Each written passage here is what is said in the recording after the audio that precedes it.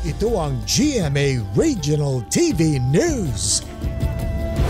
Mainit na balita mula sa Luzon, hatid ng GMA Regional TV. Patay ang isang barangay chairman matapos tambangan sa Masantol, Pampanga. Chris, anong nangyari? Connie, inaalam pa kung sino ang nasa likod ng pananambang maging ang kanilang motibo. Ayon sa pulisya, pauwi galing sa isang birthday celebration si Kapitan Jinkin Kiambao ng Barangay Balibago ng Tambangan. Dead on arrival siya sa ospital. Sinusuri na ng pulisya ang mga nakalap na ebidensya sa crime scene. Sa tala ng pulisya, mula 2022 hanggang sa kasalukuyan, aabot 6 na punong barangay na sa Pampanga ang nasawi sa pamamaril. Nagdulot naman ng baha at landslide ang ulang hatid ng shear line sa ilang bahagi ng Luzon.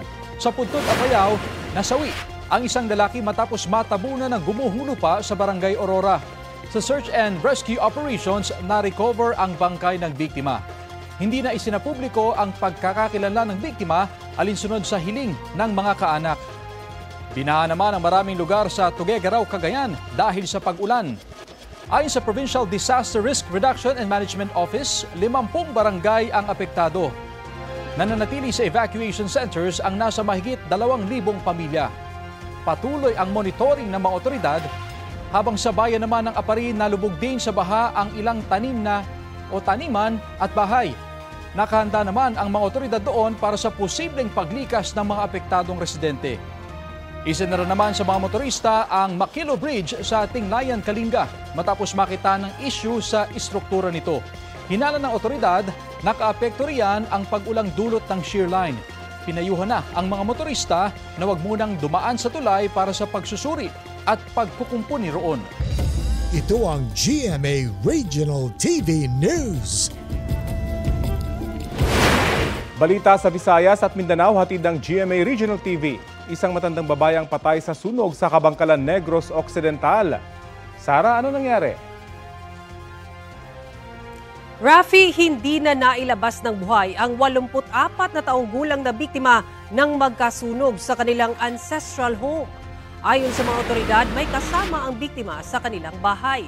Ngunit dahil nasa second floor ang kanyang kwarto, hindi na makalakad at sa laki ng apoy, hindi siya nailigtas. Tuluyan ding nasunog ang bahay. Inaalam pa ang posibleng pinagmulan ng apoy na nag-iwan ng mahigit 400,000 pisong pinsala. Sinisikap kunin ang pahayag ng pamilya ng biktima. Sa Digos, Davao del Sur, nahagip sa CCTV ang sasakyan ng gunman na bumaril kay Kapitan Oscar Bucol Jr. ng Barangay 3 de Mayo. Unang nakita ang sasakyan na pumasok sa subdivision kung saan nakatira si Bucol. Maya-maya'y mabilis na ang takbo nito papalayo sa bahay ng biktima. Kinumpirma ng pulisya na ito ang sinakyan ng mga sospek. Base sa inisyal na investigasyon, 3 ang sakay nito. Itinuturing nilang persons of interest ang mga individual na binanggit ni Bucol sa mga dati niyang social media post. Kabilang dyan ang nakaalita niyang hepe ng Digos City Police. Tinanggal ang hepe sa pwesto habang isinasagawa ang investigasyon. Isinailalim naman siya at 20 iba pang pulis sa paraffin test. Wala pa silang pahayag.